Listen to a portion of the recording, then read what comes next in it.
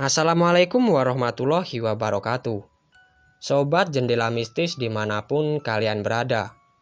Kembali lagi bersama saya Taufik. Tentunya masih di channel Jendela Mistis.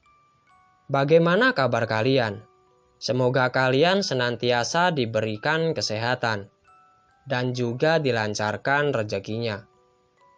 Pada video kali ini, saya akan membawakan sebuah kisah yang dialami oleh si Bayu. Mohon maaf namanya saya sarankan. Di mana pada saat itu, Bayu ketika berumur 5 tahun, dia sangat menginginkan perhatian dari kedua orang tuanya. Tetapi apa boleh buat? Orang tua Bayu ini adalah seorang yang sangat super sibuk. Jadi mereka lebih mementingkan kesibukan kantornya ketimbang anaknya sendiri. Dan hingga pada suatu hari, Bayu ini meminta untuk dimandikan oleh ibunya. Tetapi ibunya ini menolak. Dan hingga akhirnya Bayu menghembuskan nafas terakhir. Seperti apa ceritanya? Dan seperti apa alur ceritanya? Pasti kalian penasaran. Mari kita simak video ini sampai selesai. Dan jangan lupa juga untuk klik tombol subscribe, like, komen, dan share sebanyak-banyaknya.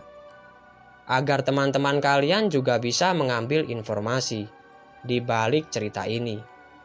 Dan tanpa berlama-lama, mari kita menuju ke ceritanya.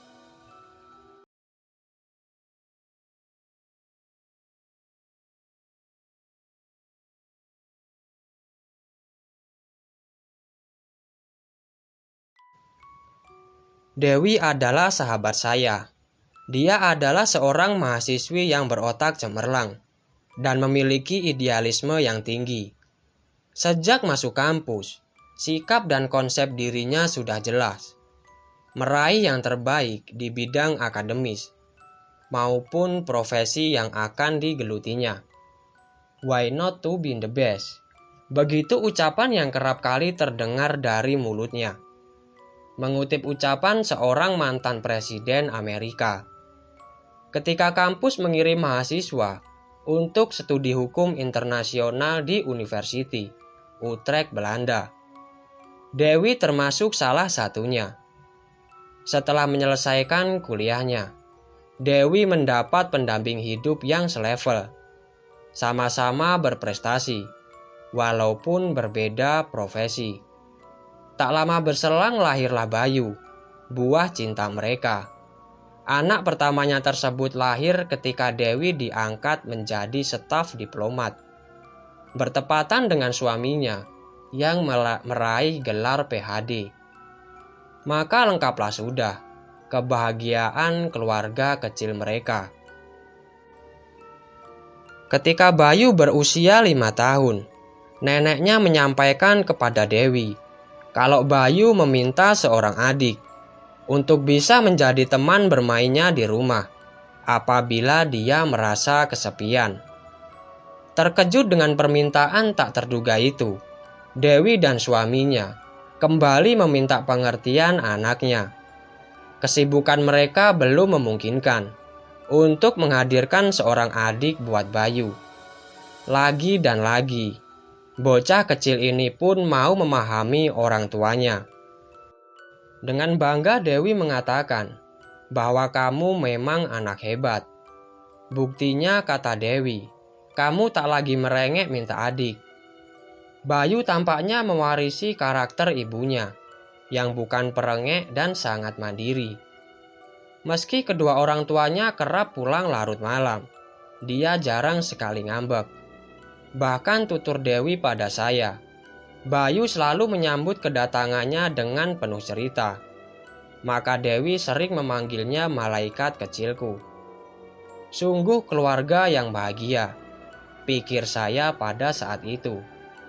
Meski kedua orang tuanya super sibuk, namun Bayu tetap tumbuh dengan penuh cinta dari orang tuanya.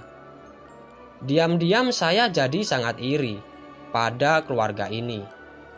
Pada suatu hari, menjelang Dewi berangkat ke kantor, entah mengapa Bayu menolak dimandikan oleh baby sisternya. Pada saat itu, Bayu ingin pagi itu dimandikan oleh bundanya. "Bunda, aku ingin mandi sama bunda.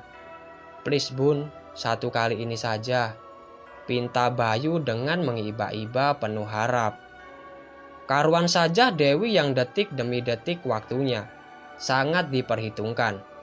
Merasa gusar dengan permintaan anaknya itu, dia dengan tegas menolak permintaan Bayu, sambil tetap gesit berdandan dan mempersiapkan keperluan kantornya.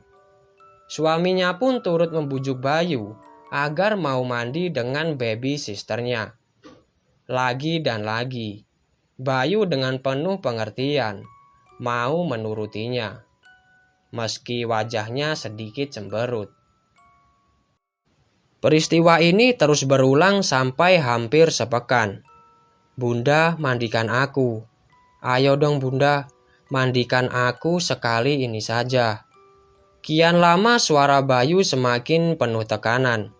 Tapi toh Dewi dan suaminya berpikir, mungkin itu karena Bayu sedang dalam masa prasekolah. Jadinya agak lebih sedikit minta perhatian. Setelah dibujuk-bujuk, akhirnya Bayu bisa ditinggal juga dan mandi bersama baby sisternya. Sampai suatu sore, Dewi dikejutkan oleh telepon dari sang baby sister. "Bu, hari ini Bayu panas tinggi dan kejang-kejang. Sekarang sedang diperiksa di ruang emergensi." Dewi ketika diberitahu soal Bayu sedang meresmikan kantor barunya di Medan. Setelah tiba di Jakarta, Dewi langsung ngebut menuju UGD. Tapi sayang, semuanya sudah terlambat. Tuhan sudah punya rencana lain. Bayu si malaikat kecil keburu dipanggil pulang oleh Tuhannya. Terlihat Dewi mengalami shock berat. Setibanya di rumah, satu-satunya keinginan dia adalah untuk memandikan putranya. Setelah beberapa hari lalu, Bayu mulai menuntut dia untuk memandikannya. Dewi pernah berjanji pada anaknya untuk suatu saat akan memandikan sendiri jika dia tidak sedang ada urusan yang begitu penting. Dan siang itu, janji Dewi akhirnya terpenuhi juga, meskipun setelah tubuh si kecil terbujur kaku. Di tengah para tetangga yang sedang melayat, terdengar suara Dewi. Dengan nada yang bergetar dia berkata, "Ini bunda nak, hari ini bunda akan mandikan Bayu. Ya sayang, akhirnya bunda penuhi juga janji bunda kepada kamu."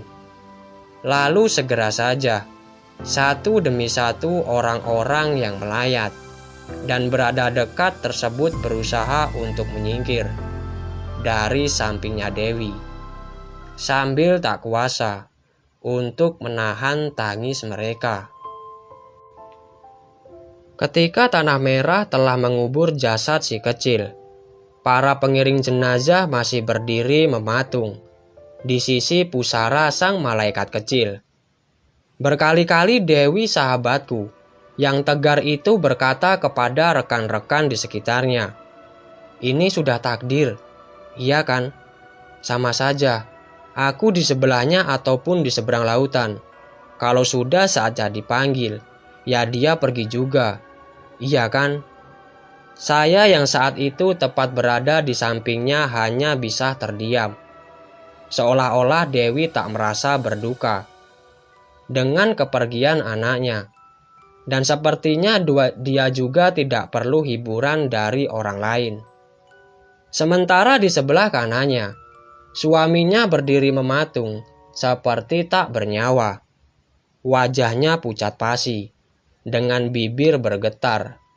Tak kuasa menahan air mata yang mulai meleleh membasahi pipinya.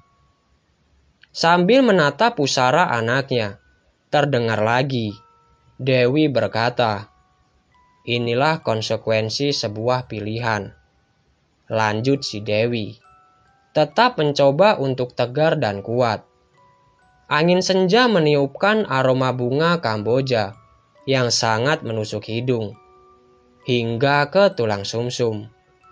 Tak lama setelah itu, tanpa diduga-duga, tiba-tiba saja Dewi jatuh berlutut, lalu membantingkan dirinya ke tanah tepat atas pusara anaknya. Dan Dewi sambil berteriak histeris, "Bayu, maafkan bunda ya sayang, ampuni bundamu ini." Serunya berulang-ulang sambil membenturkan kepalanya ke tanah.